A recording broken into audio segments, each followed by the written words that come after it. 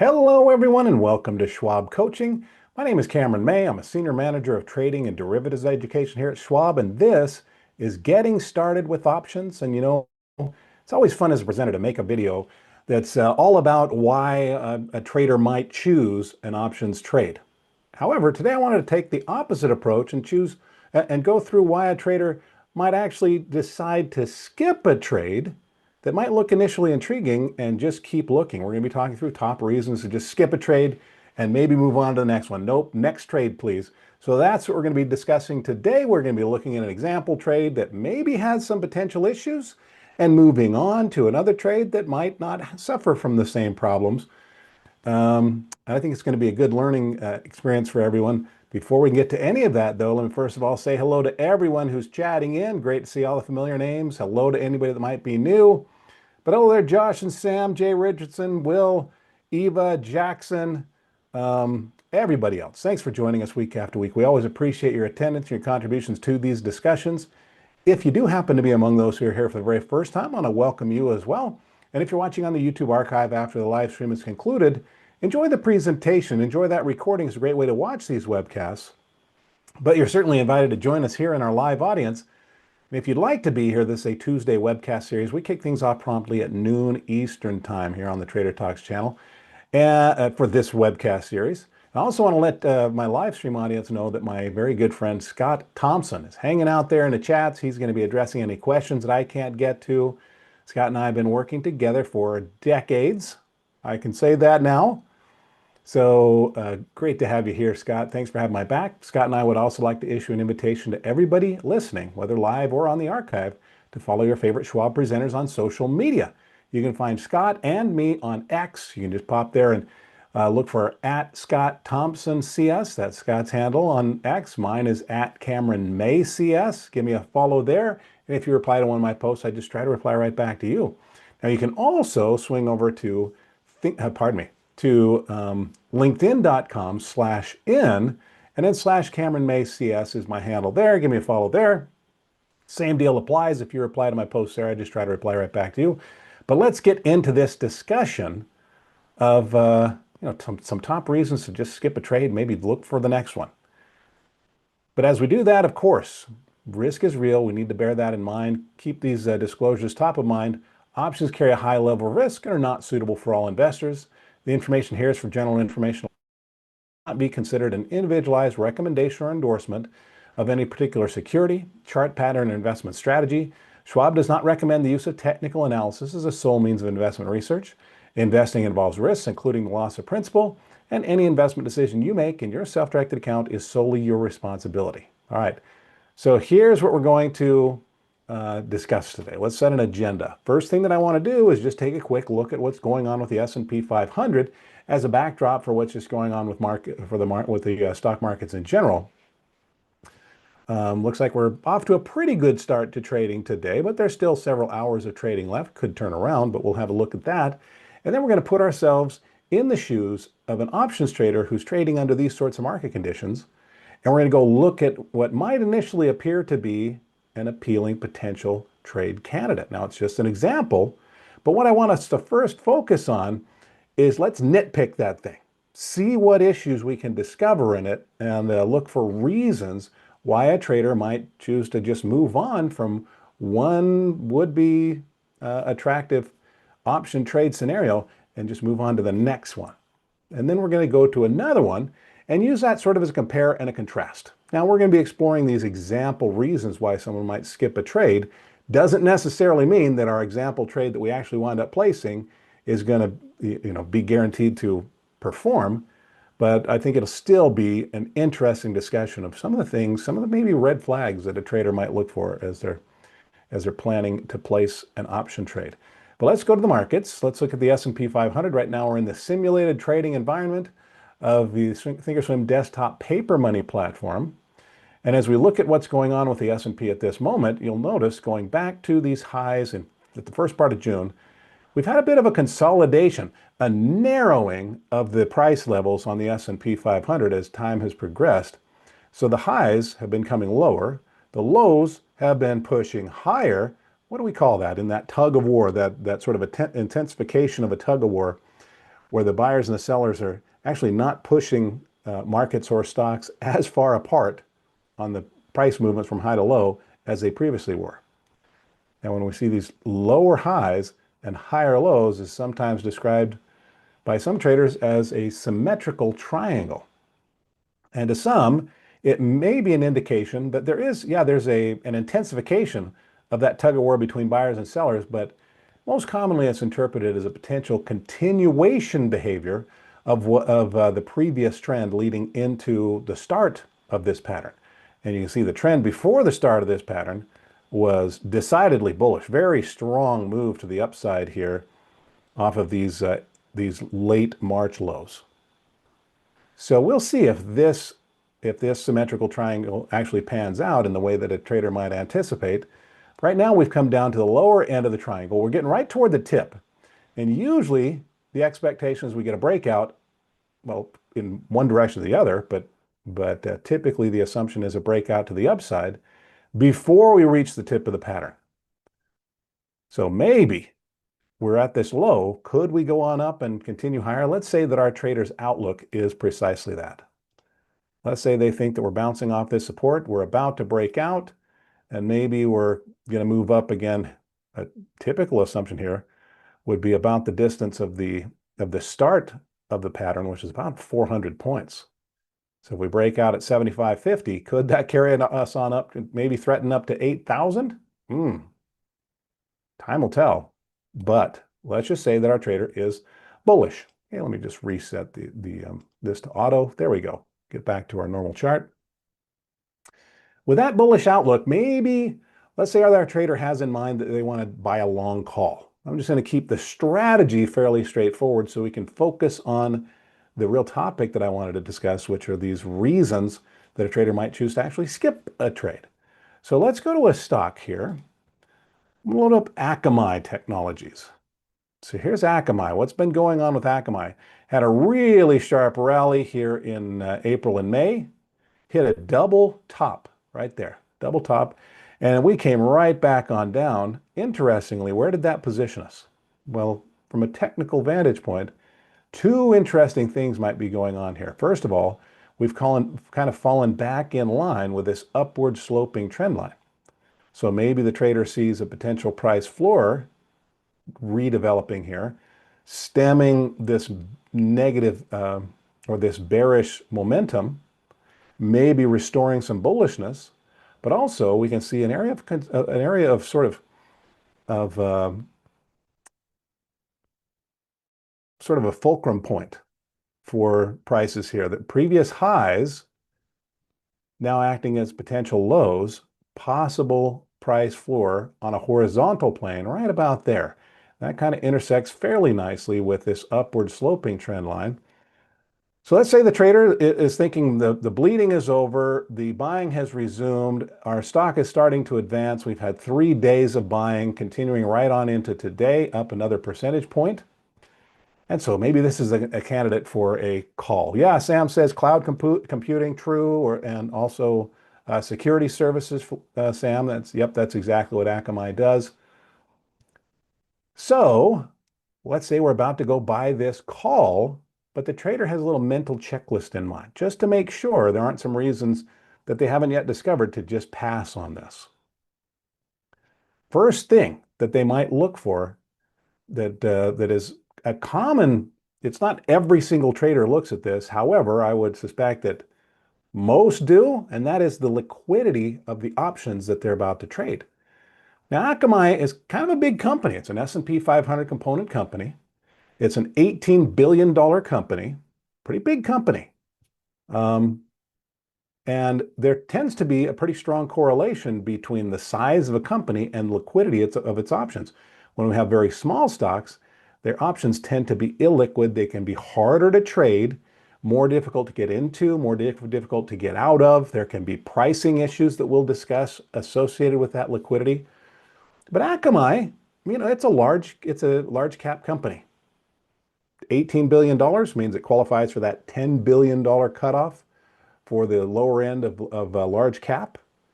So the stock appears to be liquid, but are its options liquid? What are some cues that a trader might look for to determine if a stock's options are liquid or not.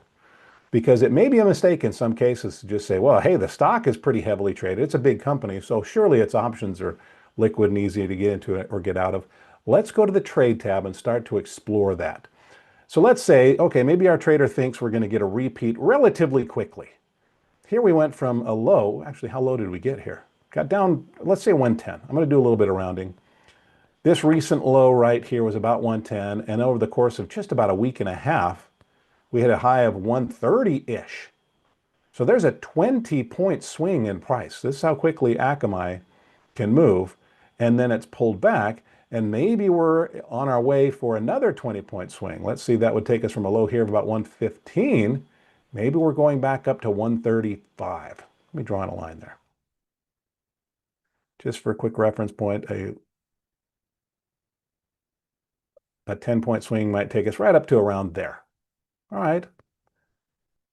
Let's go to our trade tab, and assuming that we anticipate that I said 10-point, 20-point swing, but we're already into that swing, carrying us up to about potentially 135.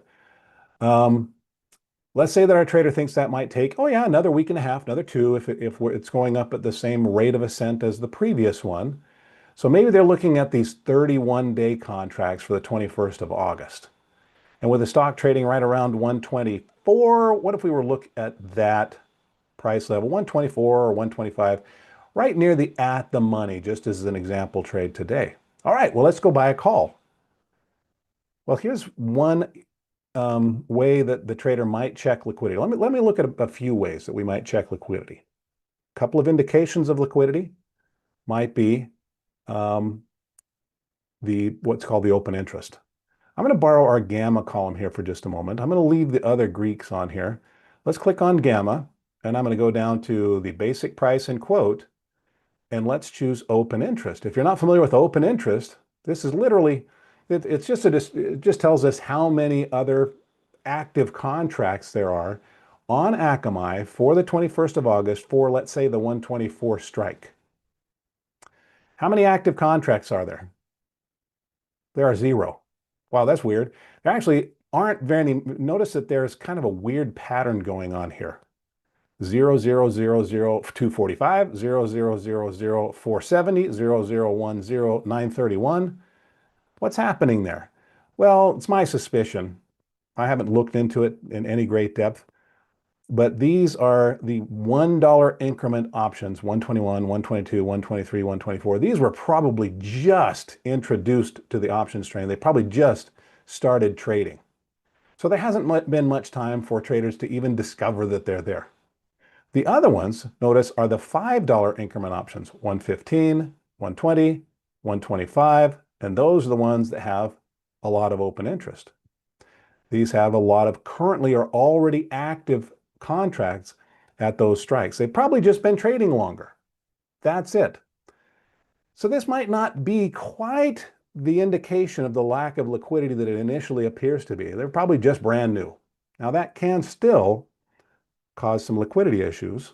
But even if we just say, all right, so we're not going to do the 124, let's look at the 125 then. There's one indication of liquidity. A second way that we might check is to look at the actual trading volume. So not just the number of active contracts, but how many new positions or how much trading has actually happened at each strike price in total volume. Let me come up here to the open interest, and I'm going to switch that back to basic price and quote and just look at volume. And the volume at that 125 strike is 176. By the way, you'll notice the 124 says 2. How is it possible there are 2 contracts that traded, but there's 0 open interest? Well, it's probably because somebody opened a contract and then closed the contract. That requires 2 transactions, resulting in 0 open positions. Does that make sense? Here we've had 176 opening or closing transactions at 125. So there is stronger volume at 125 or 120 or other strikes of stronger open interest. Interestingly, not a lot of volume at the 120. Did have a stronger open interest. But those are 2 ways that a trader might gauge is there a lot of liquidity on this option that I'm about to trade? Or am I going to be the only one creating volume today? Am I going to be the only one in an active position today? Well, the 125, open interest volume might be okay if we're in there doing a few contracts. We might be doing one or two contracts in a total volume 176. We might be doing one or two contracts in open interest of 931, so a relatively small overall portion of the open positions. But the bottom line liquidity number, I think, for a lot of traders is to just look at the bid-ask spread. Really, this is what everything else, all that other hard work that we're doing is attempting. There's an issue here that's found within the bid-ask spread that we might be attempting to avoid. So what is the bid-ask spread? Well, when an options buyer is buying contracts, they typically pay at or near the ask price. When they're selling the contract, they usually sell at or near the bid price. So let's just run through sort of a thought experiment for a moment. Let's say that we decided, okay, skipping the 124. Actually, maybe I should use the 124 as our example. It might be a more extreme example. And I like extreme examples. They make the point more solidly. Yeah, bogus chinchilla refers to this as slippage. Let's talk about that concept of slippage through this little thought experiment. Let's say we decide, okay, you know what? Forget it. I don't care that there's not a lot of open interest. I don't care there's not a lot of volume. I'm okay being essentially the only player in this right now. I'm going to buy a call at the 124 strike for the 21st of August for Akamai.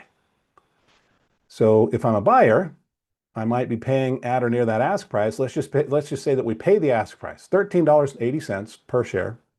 These are 100 share contracts. Those are traditional contracts. So that's a $1,380 investment. We're now the owner of that call option. And then 1 second later, we think, this was a bad idea. I want to get out of this contract. Let me sell.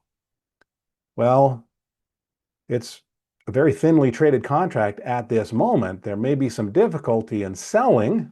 That's one issue. But if we're able to sell, let's say that we're able to sell and we sell at the bid price. We paid $13.80 for it, for this call that we just bought 1 second ago. Now we're selling it and we sell it for $11.40. That's a $2.40 hit per share. On 100 shares, that's a $240 shock that we have to absorb. That is what we call slippage. And it works the opposite way. Had we sold first, then had to buy back, it would have created that same loss scenario. And nothing has actually happened. The stock didn't move. Volatility levels didn't change. The other variables that could influence the pricing of this option haven't budged. All that's happened is we walked into an illiquid option. And so for a lot of traders, they might look at this and say, that is a big red flag. It's going to be hard to get into this thing. It's going to be hard to get out of that thing. There's a lot of slippage. Maybe I'll just pass on this trade. Chart might look perfectly fine in their view. Even the open interest, even the volume at another strike, maybe that strike looked okay. We're still seeing slippage there. Buy for 12 bucks, sell for 11.20. A moment later, there's 80 cents or $80 worth of slippage right at that 125 strike. So liquidity is reason number one why some traders might choose to just skip a trade and keep looking. All right, I think that's a valuable lesson, especially if we're a new options trader. It's not going to be a huge revelation to anybody that's been around the options market for a while. Next up does have to do with volatility. Let's go look at the actual pricing of the options here. So I'm going to go back to Akamai, and I'm going to go to an indicator that we actually discussed in yesterday's webcast when I was doing my covered calls and short puts discussion. But I'm going to click on the little flask icon here, and we're going to type in a chart study known as implied volatility. Let's add that to our chart, click apply and click OK. And we have this green line. It goes up and it goes down.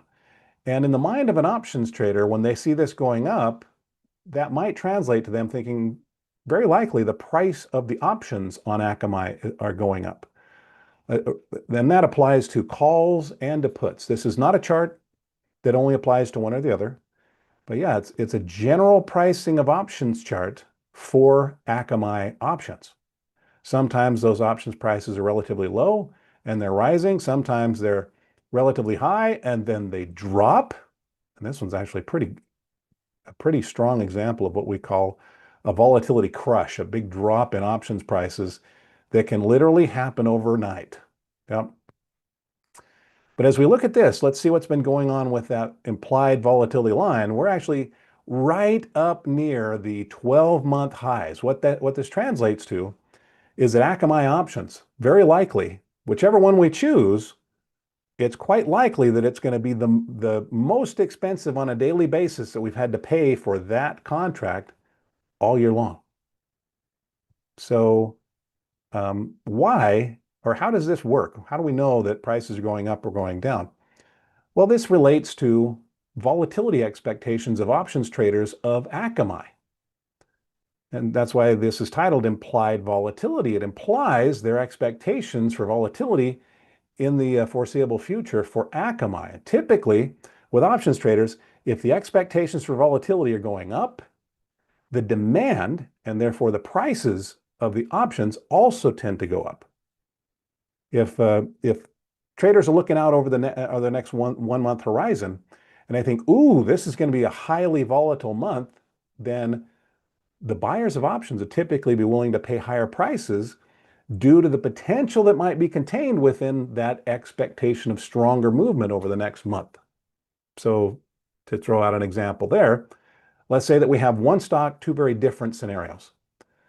Let's say it's January, and options traders are looking out and they see, wow, nothing really on the horizon, no big news announcements. There's the stock has been kind of calm for a while. They don't have any pending lawsuits. They're not pursuing any huge projects where we're going to get an announcement this month. Fairly smooth seas ahead. Well, the call buyer is going to say, well, that's boring. If I buy a call and then there's no exciting news that comes out, I'm not going to make a lot of money. Or I don't really maybe even have the chance to make a lot of money. A put buyer might say, geez, if nothing disrupts this stock for the next month, I can't make a lot of money on a downward move on the stock. So from the speculators, the demand goes down when volatility expectations are lower. So yeah, when this volatility level is low, prices driven by demand tend to be low. Now that demand is also influenced by hedgers. There are some traders that use options to offset, let's say, risk in their portfolio on maybe Akamai or a similar stock. They'll use options to hedge that risk. And so if there's a strong expectation of a ton of volatility changing the scenario, let's say it's July, and there's a lot of big news right on the horizon that could make the stock really volatile, well, now the speculators might drive up demand. The hedgers may see risk in that expectation of volatility, and they might drive up demand, and all of that drives prices up for calls and for puts. Well, right now, those prices are literally at a premium on Akamai. So one thing I could say about going and buying a call on this right now is we're paying about the highest prices on a per day basis that we would have had to pay all year long. And for some, they might see this as potentially overpriced. For others, though, so that's one reason, that volatility may be a reason to just skip the trade and move on to another one. But there's something else that might be telling us. I know a lot of you have looked at these big drops. You've looked at this. Maybe we'll draw these in just to sort of really illustrate this concept. So we have these strong advances in volatility followed by a sharp overnight decline in volatility expectations. What do you suppose that is? And these drops, we call this the volatility crush because that decline in volatility can drop the prices of the options, and anybody that owned them the day before could take a real value hit. That sort of behavior can be an indication that there's an earnings announcement over the immediate horizon. Let me come up here to the little to the little gear icon and move on to reason number 3, why a trader might choose to skip a trade and keep looking, even if the chart looks okay. And that is, let's go to equities. I'm going to check the box for show corporate actions, including earnings, and apply that to our chart. Yeah, and I can see here we are today. This is July 21st. Right there, August 6th is an earnings announcement. Yep. And earnings can introduce volatility in maybe even in the direction that we hope doesn't happen. Yeah, if we buy a call right before an earnings announcement and the earnings goes poorly, the trader could lose a lot of money. And for that reason, some just choose to sidestep it. That might be a reason to just skip. Now, for others, though, they do actually sometimes structure an entire strategy around not to avoid an earnings, but to embrace that earnings. So we've talked about that in this webcast series in the past. But in this case, let's just say that our trader just prefers not to trade through the earnings because something big and unexpected can happen, like this right here. Our stock was trading one day at $113.50. Within the next week, it's trading down at $94. 20-point drop, close to a 20 percentage point drop in a very short period of time. That can be devastating to our trader. And maybe they did all their best analysis they could. They had an upward trending stock. It looked like it had just broken through resistance. There was a consolidation. Maybe they thought it was going to continue higher. But this big unknown, that's a huge question mark. Nobody knows how how an earnings announcement is going to go. They don't know what the CEO is going to say. They don't know how the market is going to react. So it's a huge unknown. That could be reason number 3 to skip a trade and move on to another one. All right. Reason number 4, I'm going to leave this up here. I'm going to, just so you can keep studying that implied volatility. If it's your first exposure to that, just know that, yeah, our price of our options might be at a peak and we're getting confronted by a big unknown right around the corner. Reason number 4 might still be the chart itself. I've kind of made a case from a bullish perspective that we've pulled back, but we're starting to rise. We've gotten a higher low here. We're right in line with this trend line. We're just above this previous price ceiling, which appears to be acting as a new price floor. But I think that another trader might make a very different case. Yes, we have a higher low, but I don't think that we can yet make the case that we've made a higher high just yet. So someone might look at this and say, yeah, there's still a big question mark overhanging this chart. And as a matter of fact, even if we zoom in on today's candle, this is it's an interesting candle formation. We've gone up for a few days.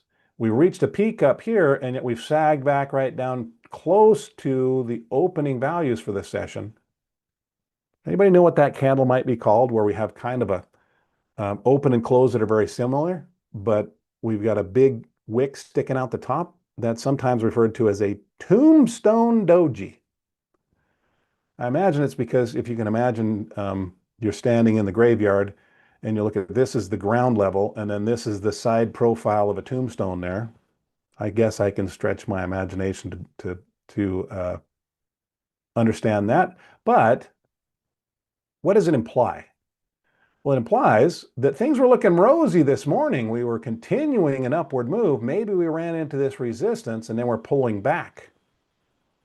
Could also be bogus chinchilla, depending on how flat the body of this candle is. It could also be described as what's known as a shooting star. Yep, yeah. But a shooting star, tombstone doji, is really just a matter of the relative thickness of the body of the candle, and whether we apply one label or the other, because I think both could be valid. I think both could absolutely be valid. Both have the same implication for the trader. It might be that, well, a typical interpretation of both would be we've hit the top of a recent up move and we might be moving down to back down to a support level. Neither one is perfect. We don't know if that's actually what's going to happen. But yeah, a 4th reason why a trader might decide to skip a trade and move on is maybe they've just taken a beat. They've stepped back from their initial outlook on the chart and they found some other issues. The chart just isn't impressing them anymore. Sam, you're saying this is a hot potato right now? Could be. Yep. So are we starting to find some potential flaws with the Akamai Technologies setup? With all this effort that I'm going to explain these reasons, it does not mean that Akamai can't just keep going higher and a call owner might just do just fine. And this earnings announcement spurs a huge move to the upside and they make a lot of money. I don't know, but we're just going through these reasons that for some, it's enough to just keep moving. All right. A couple of other reasons. Um, Even if we had a more bullish outlook, let's continue looking at that chart. Let's go back to our initial premise where we thought, well, it looks like we might go up to 135. That would be a 20-point advance. So if you want to follow that, if you want to repeat the logic there, we moved about 20 bucks right here. So maybe we'll move another 20 bucks right here. All right. Just looking for a proportionate move to what the stock has done before, not asking it to do anything that it hasn't done in recent history. Well, even if it did that, right now we're close to 125 already. Let me zoom in on this a little bit more. So we're only a couple of days into this potential move, but even a $20 move, we hit a low here of about 115. Now we're closer to 125. We're maybe $9 or $10 into the move already. So if it goes up the rest of the way, maybe we make $10 or $11 on a stock investment, or we leverage that with a call option. So let's just basically say it looks like there's about $10 or $11 of upside potential in the stock. Well, that's if the trade works out. What if it doesn't? What if this bearish momentum that seems to have picked up over the course of the last couple of hours in the form of this shooting star candle or this tombstone doji, whatever we choose to call it, what if it continues down? Well, maybe our trader just hangs on, see if we can recover. We hang on, see if we can recover. It's down to that support. I don't know if we want to sell a call right before it might be ready to bounce. So maybe their plan is to get out if we break through support, we go below these lows, and we're down here maybe at around 114. Well, that's about $10 of risk. $10 of risk, $10 of reward in a trade that already inherently is lower probability. When buying options, buying calls, buying puts, doesn't matter which, inherently they are low probability trades due to time decay and due to the slippage that we already discussed. So a stock trader may be looking at reward to risk here. If it could make $10, could lose $10. An options trader, if the stock goes up, they still have some time decay to deal with. So that chips into their profit potential. If the stock goes down, it might go down a proportionate distance, but it also has time decay adding to the loss. So time chips into the gains. It adds two losses, and we wind up with a reward to risk scenario that's not even 1-to-1. And for some, they might say, it just depends on personal rules. If the reward to risk from the chart doesn't seem to make sense, maybe they just move on with that trade. And again, not everybody requires at least a 1-to-1. You might think that they do. Nope, not everybody does. But that is a fifth reason why a trader might choose to pass on a trade. And boy, it just sounds like, Cameron, it's going to be impossible to get past all these hurdles. The trader is just attempting to be as prudent as possible. None of these are perfect to guarantee performance, but they're doing whatever work they can to try to assist themselves as much as possible. And then let happen what may after that. But one other reason. Notice I said some traders' rules don't even require a 1-to-1 reward to risk. That brings me to point number 6. And I don't even have a chart. I don't have a metric to show you. But if we found a trade that for some reason violates one of our own written trade rules, and this is just applies to the individual trader. So they know what their rules are. Even if all these other 5 things align, if our trade is inconsistent with our written rules, maybe we just pass them. All right. So there are 6 reasons why a trader might choose to skip a trade. That's not very fun. It's not fun to talk about a trade that just doesn't work. So let's talk about one that maybe suits these example criteria. I'm just going to switch over here. Let's look at JPM. Oh, look at it. It's actually behaving too good so far this morning.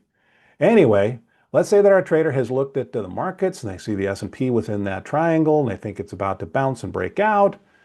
And so they go look for a stock and they find something like JP Morgan Chase, which has just recently broken through a recent price ceiling. And it doesn't appear that it has a lot of overhead resistance. It has this one touch point on a previous advance, but maybe they think the stock is likely to head higher. Well, how much higher? Well, when I was looking at this earlier today, I was preparing my comments. You can see where my arrow starts here. This was a shorter white candle about, I don't know, 45 minutes ago, but we've been talking for a while, so it's continued going higher. That's okay.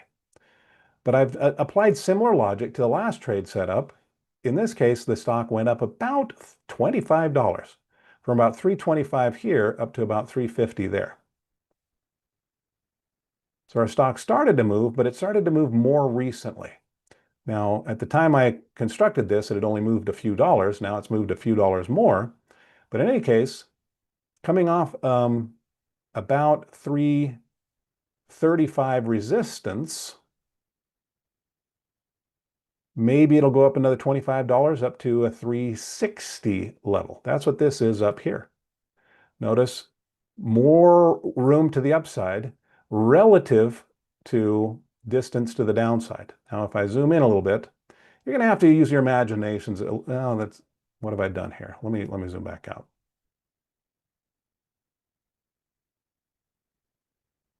There we go.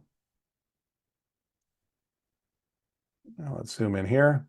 But if you can use your imaginations, this green line was drawn from the top of the candle about 45 minutes ago, and the candle just sort of extended itself, which is nice for the premise. It's nice that, had I purchased a call 45 minutes ago, it's working in the right direction. Not so fun right now when I'm actually delivering the discussion. Anyway, but at that moment, there was a pretty favorable appearing reward to risk if the stock continues up to 360 versus falling back down and below our potential support area. So reward to risk, looking okay. What about the rest of our qualifiers? What about liquidity? Well, JP Morgan Chase, again, an S&P 500 company, this is a great big company. Let's go look at its options. And with this, we're looking for a larger move. It's actually $25 to the upside. This was a big move, but spurred by an earnings announcement. There's not another earnings announcement right around the corner. So let's say we expect this move to drag out a little bit further. So rather than buying just the August contracts, what if we go out to September? Give it a little bit more time. Try to slow down that impact of time decay. Let me go to the trade tab, and I'm going to go out here to the 18th of September. And it's trading right around 345. Let's look at 345. Last time we looked at the at-the-money contract. Let's do the same. Let's look for signs of liquidity. First of all, open interest. 3,200 contracts that are active right now. What about volume? Trading volume just today, 97 contracts so far. So if I'm thinking of maybe buying a contract or two, I'm maybe 1 or 2% of today's trading volume so far. And I am a tiny little fraction of the overall open number of contracts. But bottom line, what about the distance between the bid price and the ask price? With the 124 strike that we were looking at earlier, we're looking at like $240 setback on a $12.50 investment. That's like a 20% loss on slippage right away. With this one, it looks like it's more like, what would that be, about 65 cents on a $14 contract? That would be less than 5%, 4 or 5% slippage. So substantially less slippage here. So liquidity looking stronger. The chart potentially looking stronger. The reward to risk chart. Think a trader might make a case that looks a little bit stronger there. What about volatility? Let's go back here. Where's our implied volatility? Well, these contracts right now are priced at their lowest levels of the year rather than the highest. we're right near the lowest. There was maybe a few days all the way back August of last year. Interestingly, that looks like that coincided with a time when a call buyer might have had a pretty nice run, purchased calls at low levels, and price was then cooperative. Doesn't guarantee that's what's going to happen this summer, but we'll see. Earnings announcement is in the rear view mirror. That's what's actually caused this initial burst of sort of an extension of the enthusiasm that was already there for our stock. We've seen a little bit of a selling, maybe some profit taking there, and set to go higher. Even with all of this said, if the trader looks at JPM and there is something else that's in conflict with their personal rules, they may still choose to skip this. But I think we're going to go ahead with this trade. Let's go to our trade tab. Let's go to the 18th of September, the 345 strike. I'm just going to click on that ask price just to show how an order is placed. So let's buy one of the 18th of September 345 calls. Let's say, all right, let's try to get maybe a little bit better fill, move this closer to the mid price rather than just offering to pay the current natural or ask price. Try to get a little bit better fill. But anytime we use a limit order, there's a risk the order might not fill at all. Let's just click confirm and send. Going to buy one JPM 18th September 345 call at 14.20 if we can get it filled. That's a $1,420 investment maximum plus a 65-cent commission, bringing the total spend to $14.20.65. That would be the most that we spend. Infinite reward potential on a long call option. Loss is we could lose how much we've invested.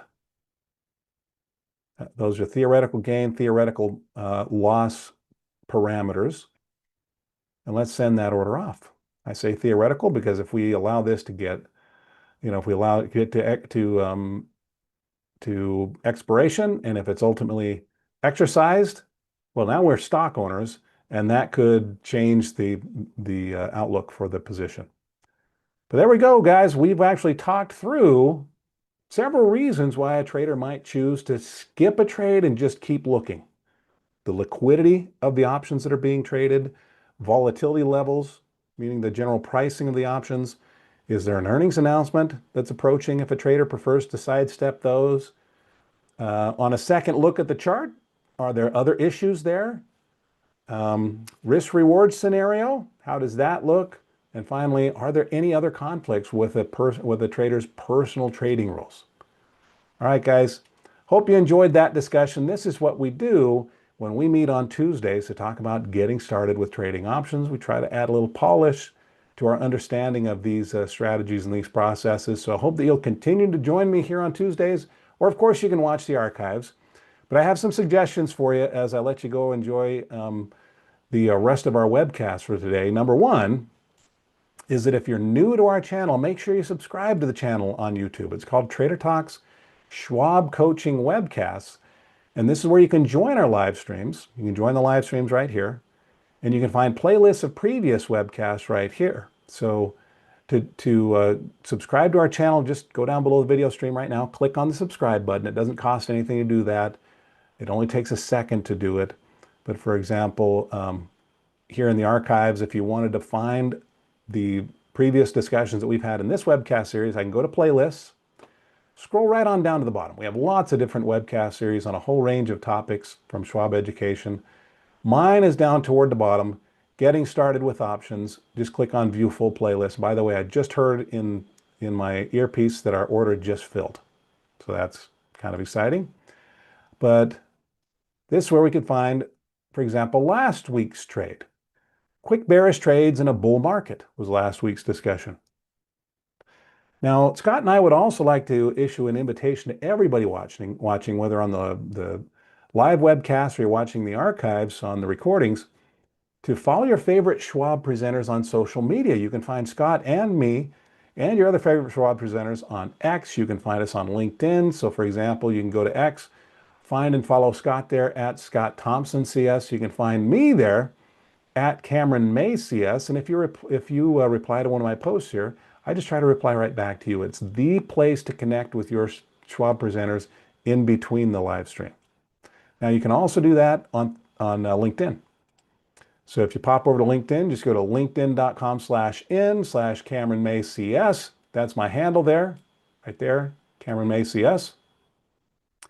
And if you give me a follow here, I post here as well. And if you reply to my posts on LinkedIn, I just try to reply right back to you.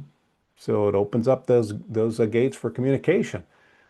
All right, everybody, go enjoy the rest of our webcast offerings for the rest of the day. The rest of the day, still lots up here on the docket.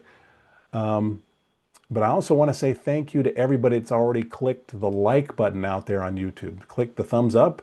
128 people watching.